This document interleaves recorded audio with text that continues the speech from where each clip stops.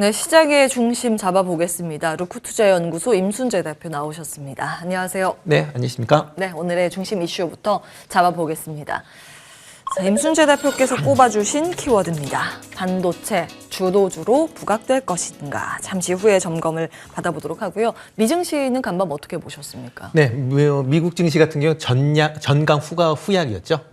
어쩌면 장 초반까지 상당히 좋았습니다. 그러니까 장 끝나기 전에 4시, 그러니까 한국 시간으로 4시 반까지도 상당히 좋았다가 막판에 1% 넘는 하락세를 보였다라고 보시면 맞을 것 같고요.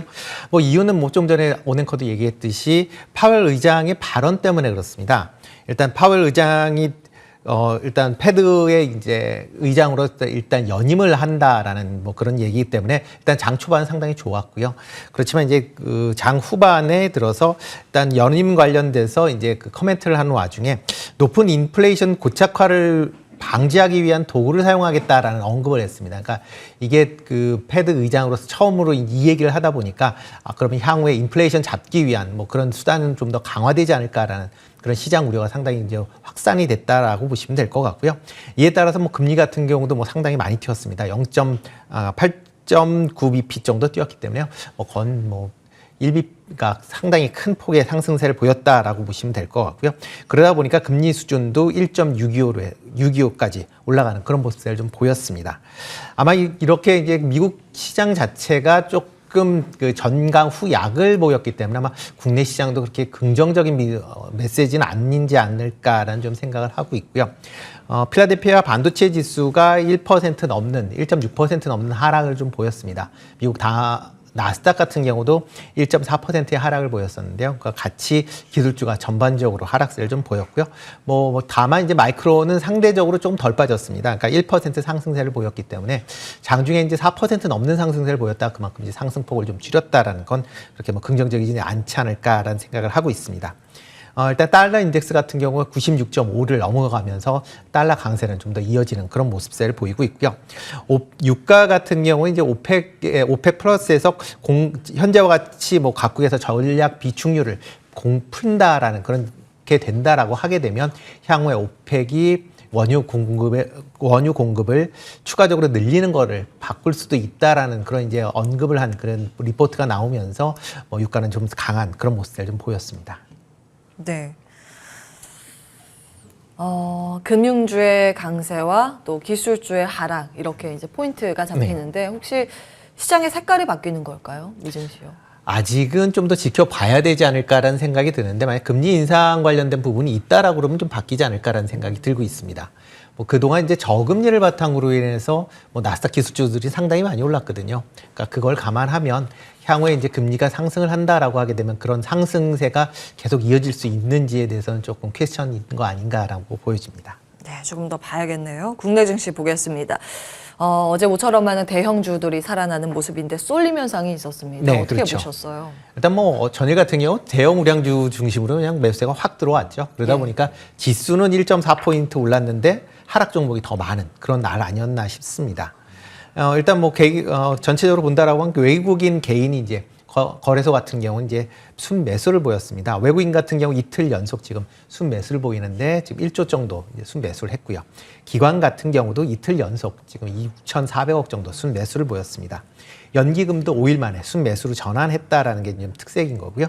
개인이 이제 계속 그 차익 매물을 출회하는 그런 모습입니다. 그래서 이틀 동안 1조 7천억 정도를 지금 순매도하는 그런 모습이었고요.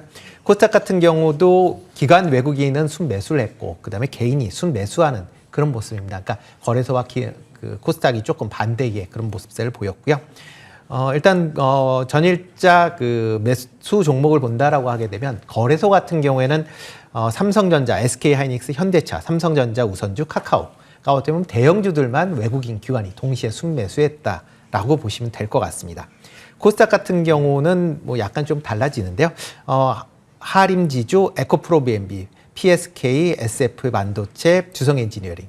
일단 반도체 관련주가 조금 이제 매수는 했지만 전반적으로 좀 이슈가 있는 종목으로 외국인 기관이 좀 매수를 했다라고 보시면 될 것 같습니다. 일단 전일 같은 경우에 반도체 관련주가 시장을 이끌었다라고 보시면 맞을 것 같고요. 그 외에 이제 이렇게 반도체주의 쏠림 현상이 이제 심해지다 보니까 그동안 이제 많이 올랐었던 메타버스나 이제 컨텐츠 관련 종목들이 상대적으로 좀 약세를 보였다라고 보시면 될 것 같습니다. 특히 이제 메타버스 관련 쪽으로 해서 뭐 게임주나 뭐 NFT 관련주들이 뭐 10월 이후에 뭐 상당 부분 이제 오르다 보니까 그동안 이제 그 상승에 따른 이제 밸류 부담이 이제 상당히 좀 지속되고 있는 그런 상황이다라고 보시면 될 것 같고요. 그러다 보니까 이렇게 이제 어떤 새로운 이제 그러니까 새로운 쪽으로 이제 쏠림이 현상되다 보니까 좀 자금이 움직이면서 하락폭을 좀 더 키우지 않았나라는 생각을 하고 있습니다. 네. 그리고 또 전일자가 이제 그 코로나가 확진자가 계속 좀 늘어나고 있습니다. 지금 주말 효과로 그러니까 3,000명을 조금 밑돌긴 했지만 그래도 뭐 3,000명 가까운 그런 이제 수치를 기록을 했고요. 그러다 보니까 이제 주간 확진자 수가 2,970명으로 3,000명을 이제 육박을 하고 있습니다. 그러다 보니까 이제 정부에서도 뭐 수도권 지역은 코로나 위험도가 매우 높음으로 해서 가장 높은 단계를 지금 발령을 한 그런 상황입니다. 뭐 단계적 지금 일상 회복을 하고 있는 그런 단계인데 아마 이게 계속 이어질지 여부는 조금 더 지켜보셔야 될 것 같습니다. 지금 상황으로 봐선 추가적으로 뭐 오늘 내일 또 다시 3,000명이 넘어간다라고 하게 되면 정부에서도 일단 뭐 지금 유럽도 지금 뭐 일상 회복 단계에서 지금 뭐 약간의 이제 그러니까 경제 봉쇄하는 뭐 단계를 하고 있는데요. 국내 같은 경우도 일상 회복 단계가 일시 중지가 될 가능성도 충분히 있으니까 그런 점도 좀 감안하시는 게 좋지 않을까 싶습니다. 네, 일부 지역 재봉쇄에 들어갔죠, 유럽 쪽에. 네. 예, 전반적인 어제 시장 상황 정리를 해주셨고, 그렇다면 오늘은 어디에 주목을 해야 될까요? 네, 반도체주를 키워드로 잡아주셨는데. 네, 일단 반도체주가 일단 그동안 좀 상당히 좀 저평가돼 있다라는 뭐 관점에서 좀 접근을 하실 필요는 있지 않을까라는 생각이 듭니다. 뭐 당장 주도주로 이제 반등을 하기에는 조금 봐야 될 그런 사항들이 좀 더 많이 있습니다. 뭐 대표적으로 이제 반도체 가격에 대한 특히 이제 국내 같은 경우는 메모리 반도체 가격에 대한 부분입니다. 최근 들어 이제 그 메모리 반도체가 뭐 계속 하락세를 보이고 있습니다. 특히 4월 달에 $5 정도의 이제 현물 가격을 유지하다가 8월 초 4.8달러를 기점으로 해서 하락을 시작을 해서 최근 들어 이제 3.2달러대까지 이제 하락을 했습니다. 이에 따라서 뭐 국내 메모리 반도체 기업의 이제 중요한 이제 수입원으로 되는 이제 고정 가격도 9월 달 4.1달러에서 10월 달 3.7달러로 하락하는 그런 모습을 좀 보이고 있습니다. 다만 좀 긍정적인 거는 그 메모리 반도체의 하락폭이 일단락되고 있는 거 아닌가라는 좀 그런 기대감은 좀 시장 내에 이제 많이 퍼져 있다라고 보시면 될 것 같고요. 뭐 최근에 이제 반도체 가격이 이제 이렇게 하락세를 보이면서 반도체 기업에 대한 그 피크 아웃에 대한 우려가 이제 상당히 좀 많았기 때문에 주가가 하락을 하는 그런 모습입니다. 그렇지만 이제 삼성전자나 SK 하이닉스 같은 경우에 3분기가 사상 최대 실적을 보일 만큼 상당히 좋았다라는 거고요. 그리고 4분기 이후에 대한 부분도 조금 이제 감안을 하셔야 되는 게 일단 최근에 이제 반도체 관련된 그 기업들이 재고 조정을 상당히 좀 많이 이루어놨다라고 보시면 될 것 같습니다. 지금 메모리 반도체가 필요한 기업들은 재고 잔고가 많은 상황인데 일단 이거를 생산하는 기업의 재고는 상당히 좀 낮은 수준에서 유지가 되고 있고요. 특히 이제 그 최근에 메모리 반도체는 3개사가 과점되어 있는 그런 상황입니다. 그렇기 때문에 일단 3개사가 공격적인 시장 점유율을 확대하기 위한 정책을 취한 건 아니고 수익성을 확대하기 위한 정책을 취한다라고 보시면 됩니다. 그렇기 때문에 과거와 같이 메모리가 반도체 가격이 하락이 된다라고 하면 일단 메모리 제조업체에서도 생산량 조절을 통해서 어떻게 보면 출하량도 감소를 하는 그런 모습을 보인다라는 걸 보면 일단 4분기에 뭐 실적이 악화될 것이다라는 그런 거는 조금 기우가 아닌가 좀 생각이 들고 있고요. 다만 이제 상승 반전을 위해서는 메모리 가격의 반등세가 이제 필요한 그런 상황입니다. 그거 위해서는 아마 내년 상반기 정도에 메모리 가격이 이제 반등세가 이루어질 걸로 그렇게 예상이 되기 때문에 그런 점은 좀 감안을 해서 투자를 하시는 게 좋을 것 같고요. 뭐 국내 같은 경우에는 이제 그 삼성전자의 이제 파운드리 공장 이제 증설 관련된 이슈가 아마 이번 주 뭐 계속 얘기가 나오고 있으니까요. 그런 부분을 감안을 해서 뭐 증설에 참여할 수 있는 그런 기업 중심으로 선별화하시는 전략이 어떨까라는 생각을 해봅니다. 그럼 반도체 접근 괜찮다라는 의견이세요? 네, 매수 가능하다? 근데 일단 뭐 중장기적으로는 낮다라고 생각이 되고요. 뭐 가격대가 원체 그러니까 밸류가 다른 거에 비해서 낮다라고 보시는 게 맞는 거 아닌가 싶습니다.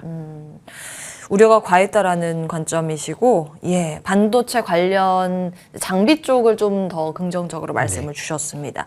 자, 시장 전반적인 코멘트도 듣고 마무리할까요? 네, 일단 뭐 지수가 어저께 뭐 강한 상승을 했는데 과연 그러면 그러니까 전 고점이 3,050포인트인데 이걸 뚫을 수 있느냐 여부는 좀 더 지켜보셔야 되지 않을까 싶습니다. 일단 3,050포인트가 일단은 저항선으로 작용할 확률이 상당히 많기 때문에요. 그 점은 좀 감안하시면 좋을 것 같고요. 일단 3,050포인트를 뚫었을 때는 뭐 3,100포인트까지도 가능하지 않을까라는 생각을 해보곤 있습니다. 다만 이제 코로나 확진자 수에 대한 것도 조금 더 유념해서 보실 필요는 있을 것 같고요. 원달러 환율 측면서도 일단 뭐 오늘 좀 강하게 그렇게 이제 그러니까 달러 강세 때문에 원달러가 조금 올라갈 걸로 그렇게 예상이 되고 있는데요. 그런 점도 시장에 좀 미치는 영향이 있으니까 그런 것도 관심 있게 보시면 좋지 않을까 싶습니다. 예. 루크투자연구소 임순재 대표와 함께했습니다. 말씀 고맙습니다. 네, 고맙습니다.